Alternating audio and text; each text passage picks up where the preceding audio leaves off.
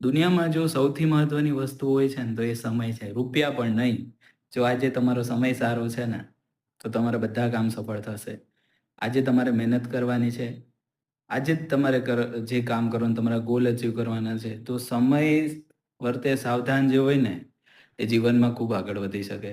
એટલે સમય પર જે તમારે કામ કરવાનું છે, એને કરી લો. ગમે એટલા રૂપિયા આપશો ને, તો તમે પાછો 1 મિનિટ, 1 સેકન્ડ પણ પાછો જે ગયેલી મિનિટ છે એને તમે ખરીદી શકો છો. તો આજે જે તમારે કરવાનું છે એ સમય પર કરો.